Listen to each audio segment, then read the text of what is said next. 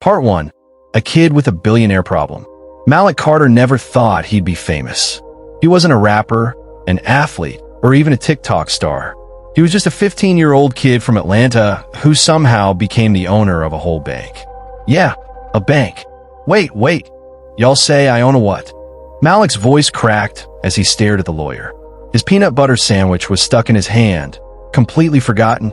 A bank, sir, said Mr. Jenkins, a serious-looking, bald lawyer who looked like he never laughed. Carter Financial Holdings is now yours. Your father left it to you in his will. Malik blinked. He turned to his best friend, Jamal, who was chewing loudly on a bag of chips. Bro, you rich now? Jamal asked with his mouth full. Can I hold $5? Yesterday, Malik was just a regular kid. His biggest problem was passing his history test and not getting roasted for his slightly too big sneakers. Today, he was a billionaire. Kind of. Wait, is this a prank? Where the cameras at? Y'all trying to make me look dumb on TikTok? Malik spun around, searching for hidden cameras. This is very real, Mr. Carter, Mr. Jenkins said, adjusting his glasses. You now have full control over the bank.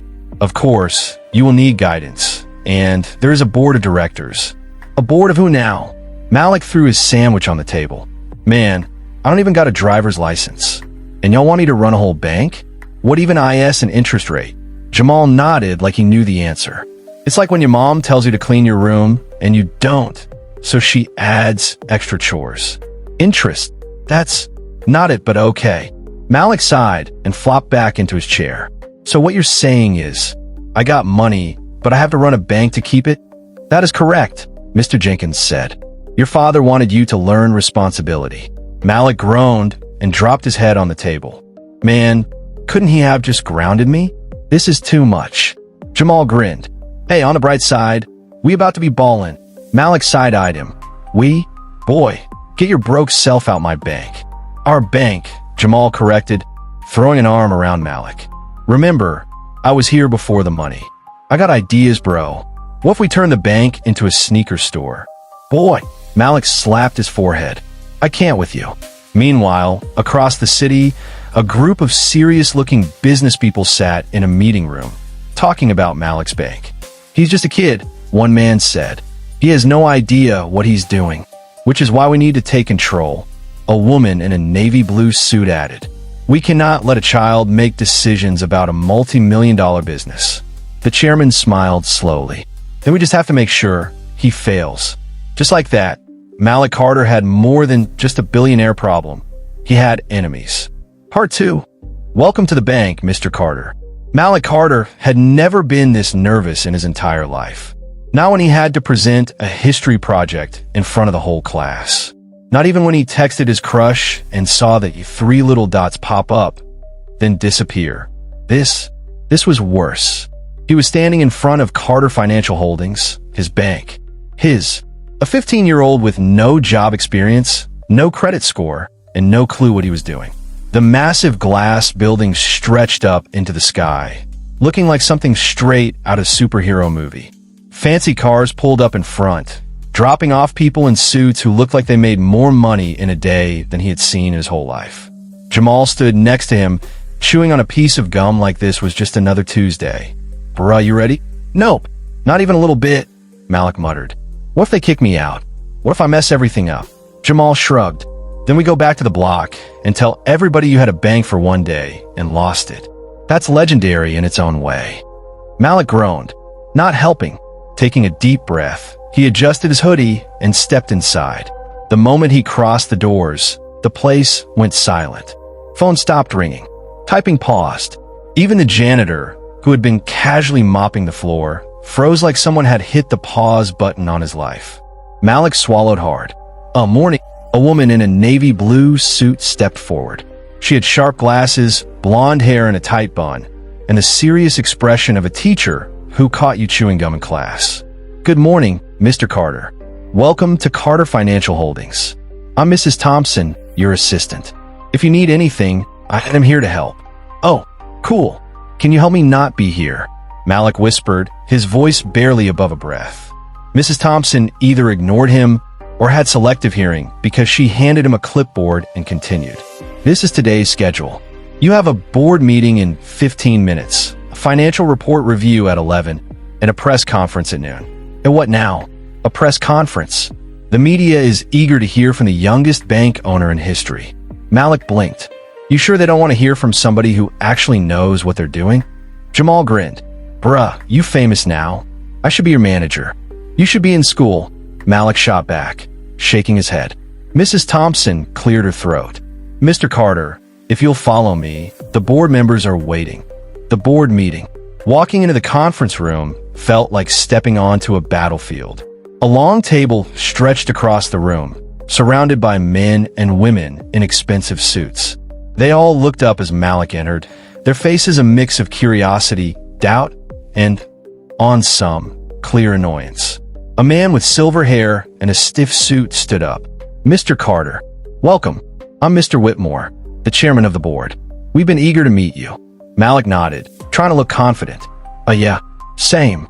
A woman in a red blazer folded her arms. We understand this must be overwhelming, but the reality is this bank is a serious business. A child running it. Whoa. I ain't running nothing. Malik held up his hands. I don't even run my own household. My auntie still makes me wash dishes.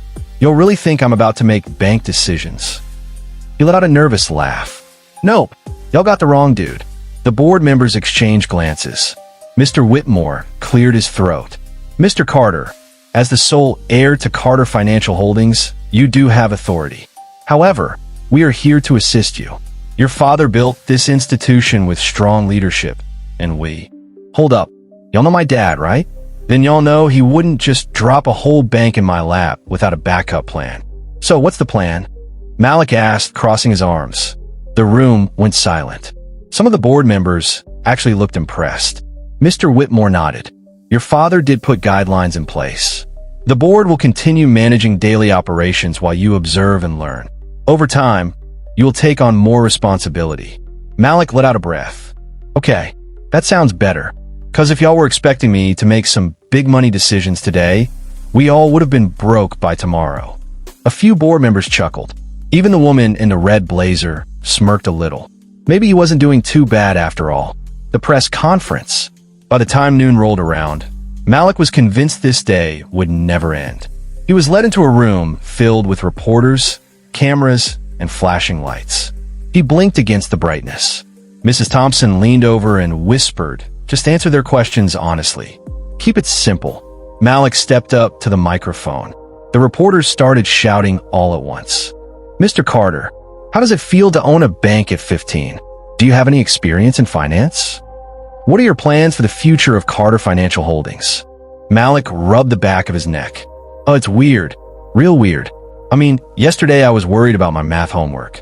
Today, y'all asking me about finance? Y'all see the problem, right? The room chuckled. I know I got a lot to learn, but I'm not in this alone.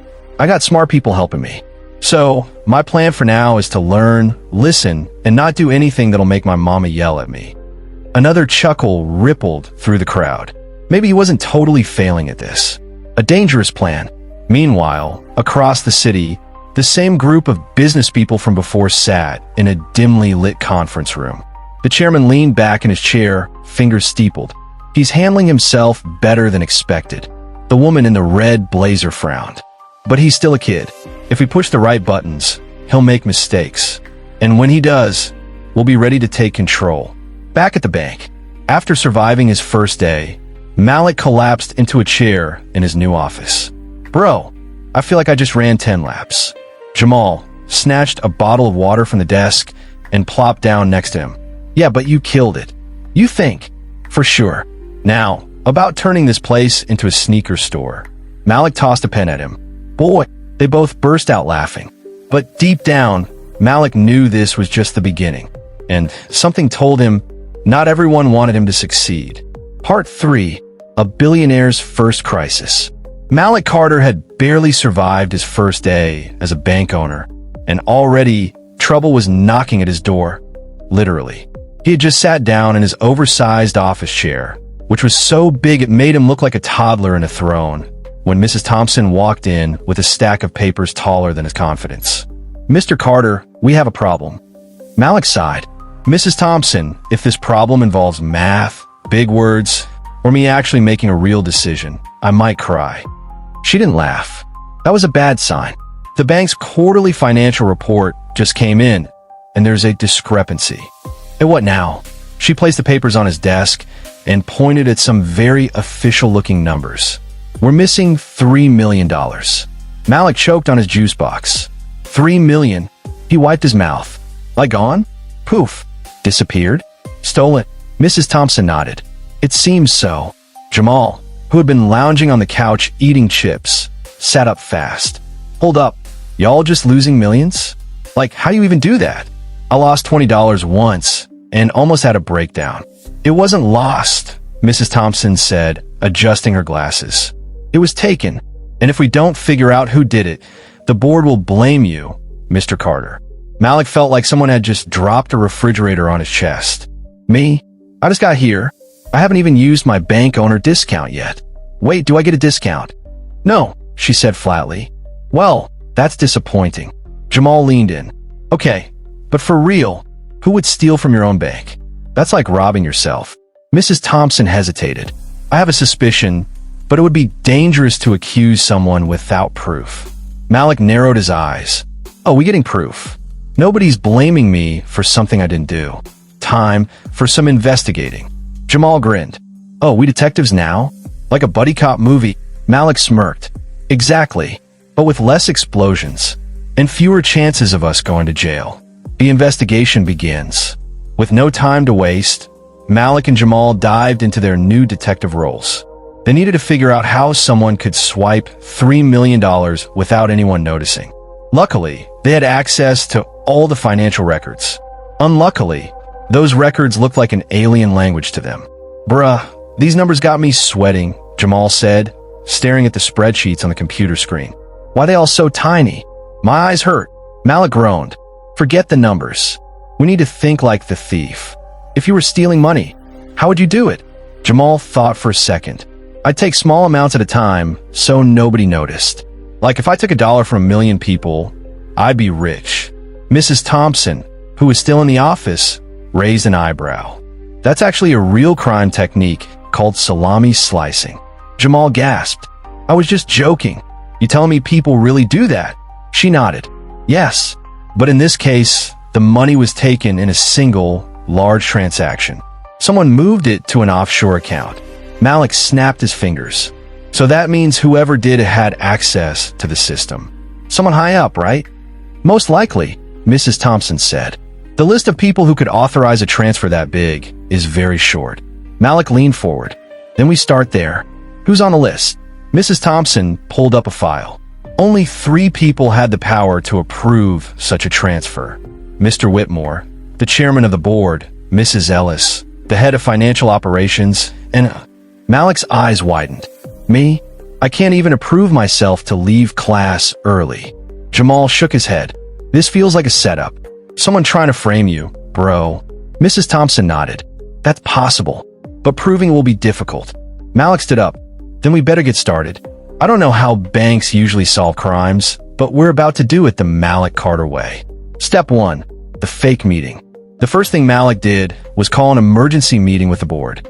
He had no idea if this was the right move, but it felt dramatic, and that was good enough for him.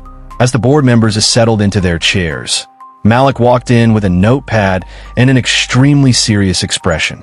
He had seen this in movies. If you look like you know what you're doing, people believe you. "Good afternoon, everyone," he said, clearing his throat. "As you all know, $3 million have disappeared. I have reason to believe that someone in this very room is responsible." The board members shifted uncomfortably. Mr. Whitmore adjusted his tie. "And what proof do you have of that, Mr. Carter?" Malik flipped an empty page in his notebook. "I have sources." Mrs. Ellis scoffed. "What sources?" Malik gave his best dramatic stare. "Oh, you'd like to know, wouldn't you?" Jamal, who was sitting in the corner taking notes on a piece of napkin, added, "Yeah, you would, wouldn't you?" Mr. Whitmore frowned. "Mr. Carter, we do not appreciate baseless accusations." Malik sat back. "Fair enough. So let's not accuse. Let's test. I think the thief will slip up. So here's what we're going to do. Step 2, the trap." Malik and Jamal set up a fake transaction. With Mrs. Thompson's help, they placed a false record in the system that looked like another large sum of money was about to be moved. But in reality, it was just a decoy, a test to see if the real thief would panic and try to cover their tracks. For hours, they waited. Malik was about to fall asleep on his desk when Mrs. Thompson rushed in. "We have movement. Someone just accessed the system and tried to delete the fake transaction." Malik shot up. "Who?" Mrs. Thompson pulled up the records.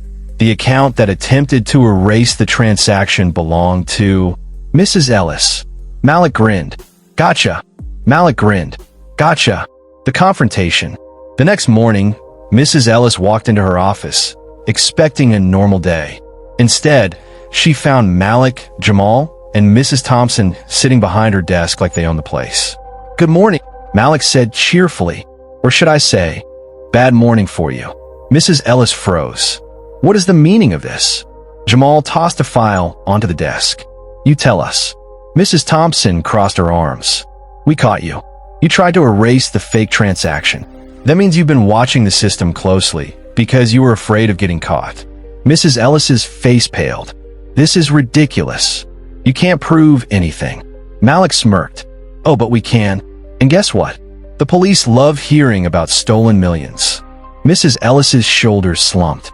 She knew she was trapped. "Fine," she muttered. "What do you want?" Malik leaned forward. "Simple. Give back what you stole. Then, you resign." Mrs. Ellis sighed. "I don't have a choice, do I?" Malik grinned. "No. Part 4. Trouble doesn't clock out." Malik Carter thought he could finally breathe. Mrs. Ellis had resigned. The stolen money was recovered, and his name was cleared. For about 5 minutes. Then, Jamal came running into his office like he had just seen a ghost. "Bro, we got another problem. A big one." Malik groaned. "Can I get one day? Just one day where I don't have to fight for my life." Jamal dropped a folder onto the desk. "I don't think so. Because guess what? Somebody's trying to buy the bank." Malik sat up straight. "Buy the bank? Who?" Jamal's face was tight. "Some dude named Charles Kensington III. Rich guy. Owns a bunch of businesses. And he just put in an offer that would make the board very happy." Mrs. Thompson walked in, looking just as worried. "It's true. Kensington has been circling the bank for years, waiting for the perfect moment to buy it. And after the financial scandal, the board sees you as a liability. If they accept his offer, you'll be forced out." Malik's heart pounded. "They can't do that. I own the bank." Mrs. Thompson hesitated. "You own a controlling share, but the board has influence. If they vote you out, you lose power." Jamal shook his head. "Man, that's dirty. We just handled one crisis, and now they're trying to take the whole bank from you."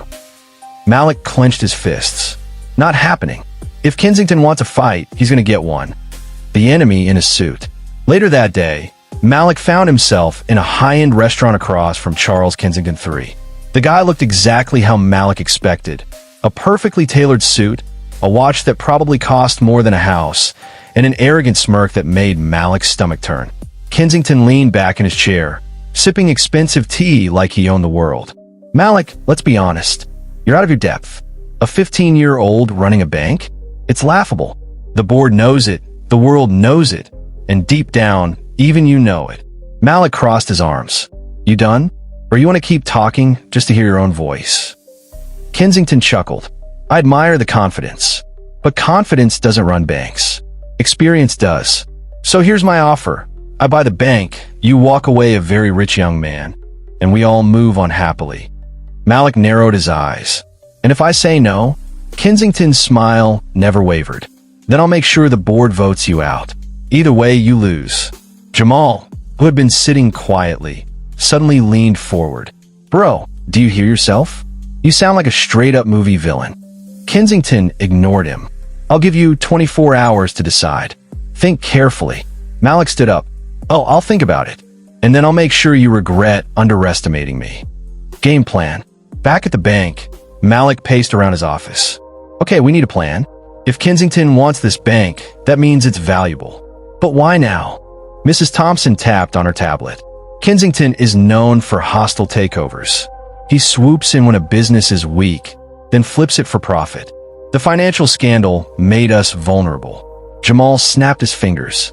So we gotta make the bank strong again fast. Malik grinned. Exactly. We show the board and the public that I'm not just some kid with money. I'm the right person to run this bank. Mrs. Thompson nodded. How do we do that? Malik smirked. By going viral. The viral campaign. Within hours, Malik and Jamal launched a social media campaign. #BankingWithMalik. They posted videos of Malik breaking down banking in the simplest, funniest ways possible. Ever wonder where your money goes when you deposit it? Spoiler alert. We don't just lock it in a vault like a pirate's treasure. In another video, he did a parody of financial gurus. Step 1 to being rich, have rich parents. Step 2, if step 1 doesn't work, welcome to the real world. People loved it. The videos racked up millions of views. Journalists started covering the 15-year-old bank owner who's changing the game. Public support skyrocketed. But the best part? It put pressure on the board. If they voted Malik out now, they'd be seen as the villains. The final showdown. The board meeting was packed. Cameras were rolling. Journalists were watching. Kensington sat at the head of the table, looking smug. Ladies and gentlemen, I propose we accept my offer and remove Malik Carter as owner. Malik stood up. Before you vote, let's talk facts. The public believes in me. They trust me. And thanks to our campaign, the bank has gained more customers in 1 week than in the past year. He turned to the board members. Selling now would be a mistake. We're not weak anymore. We're thriving. And if you vote against me, you're not just voting against a kid. You're voting against the future of this bank. The room fell silent. Then, one by one, the board members started nodding. Finally, Mr. Whitmore cleared his throat. We've made our decision. Kensington, your offer is declined. Malik stays. Kensington's smirk vanished. You fools. You think this kid can run a bank forever? Malik grinned. Forever? Maybe not. But long enough to make sure people like you never get their hands on it. As Kensington stormed out, Jamal pumped his fist. Bro, you just dunked on a billionaire. Malik laughed. Yeah, but I still got a bank to run. No more crises for at least a week. Okay. Mrs. Thompson smirked. No promises. Malik sighed. Figures. Part 5. The next move. Malik Carter had just scored a major win by kicking out Kensington, but he knew the battle wasn't over. Not by a long shot. Sure, people were celebrating, cheering for the 15-year-old bank owner who stood up to the business giant. But Malik? He was already back at his desk, thinking 2 steps ahead. We stopped the takeover, he muttered, tapping a pencil against his notebook. But stopping something bad doesn't mean we've built something strong. We gotta grow. We gotta protect this place. Mrs. Thompson, who now treated Malik like a junior genius with a dash of motherly concern, looked over her glasses. Kensington is not the type to disappear quietly, Malik. He's gonna try again. Jamal, lounging on the office couch with a cookie in his mouth, added, yeah, and this time he's probably gonna bring a PowerPoint, a villain speech, and some fake smile that says, I'm here to help while he steals your wallet. Malik chuckled, but nodded seriously. All right, let's build something so strong, even Kensington can't mess with it. A plan so crazy, it might just work. That night, Malik couldn't sleep. Ideas kept bouncing around in his head like popcorn in a microwave. Finally, at 2:37 a.m., he sat up and said, we need to make banking cool. The next morning, at a meeting with his core team, Malik stood at the front, still wearing mismatched socks and a hoodie that read CEO, but chill. Listen up, he said. Banks are boring. No offense. Jamal whispered, all the offense. But what if we made it fun? What if we turned our bank into something that feels like your favorite online game or app? What if people actually looked forward to checking their bank accounts? Mrs. Thompson blinked. That sounds unusual. Exactly. Malik grinned. We'll build an app that's user-friendly, fast, and full of personality. We'll have skits on social media. We'll interact with people like they're friends, not customers. We'll call it the People's Bank. Jamal gasped. I love it. That name is fire. Mrs. Thompson added, well, if it works, it'll make waves. Going viral, again. Within 2 weeks, Malik and his team had launched a full marketing campaign. The ads were hilarious, honest, and straight to the point. In one viral video, Jamal stood in a fake bank line holding a skeleton. "This is my friend, Reggie. He came to deposit $5. That was in 1987. The next clip cut to Malik, cheerful and smooth. Skip the drama. The People's Bank lets you move money in seconds. Boom. People loved it. Customers poured in. Kids told their parents about it. Parents told their friends. Celebrities started following Malik on social media, calling him the coolest banker in history. Oh, Kensington returns. Just when it looked like Malik was winning, his phone rang. No caller ID. He answered cautiously. "Hello." A deep voice crackled on the line. "Enjoy your little spotlight, kid. But let's see how you handle this." Click. The next day, newspapers, blogs, and news sites exploded with headlines. Malik's bank exposed? Financial reports leaked. The story suggested the People's Bank had weak security and shady financial activity. Malik stared at his phone. "Numb? It's fake, right?" he asked. Mrs. Thompson looked furious. "Absolutely fake. Someone's trying to scare people away." Jamal shook his head. "I bet my last slice of pizza, this is Kensington." Malik stood up. "Let's go live." Damage control mode activated. Within an hour, Malik was live streaming from his office. "Hey, everyone. You've seen the headlines. Let's talk about them. Real quick. First of all, we didn't leak anything. Someone made fake reports to scare you. But we've got nothing to hide." He pulled up real-time security stats. "See this? Our system is secure. We've invested in top-tier protection, and we're not cutting corners. We talk to our customers. We fix problems fast, and we keep it real." The comments section exploded with support. "You got this, Malik. We believe in the People's Bank. CEO at 15 and still cooler than my grown-up bank." Mrs. Thompson whispered, smiling, "Well done." The comeback is strong. The next few days were tough, but thanks to Malik's honesty and quick thinking, people stayed loyal. In fact, they signed up in even larger numbers, touched by his honesty. Jamal clapped his hands. "Dude, we just turned a crisis into a commercial. That's superhero level." Malik laughed. "Nah, just doing my job. But now we stay alert. This isn't over." Mrs. Thompson nodded. "Not yet. But with you leading the way, we got a real shot." Malik sat back in his chair and stared out the window. "Let's keep going. Let's change banking forever." Title: The Young Bank Owner. Part 6: The Setback. Just when Malik thought things were finally steady, life threw another curveball. One morning, while enjoying his favorite breakfast, waffles with way too much syrup, his phone buzzed with an alert. Breaking news. The People's Bank under investigation for fraud. Malik nearly choked on his waffle. He refreshed the page. Same headline. His heart pounded. "Jamal, get over here."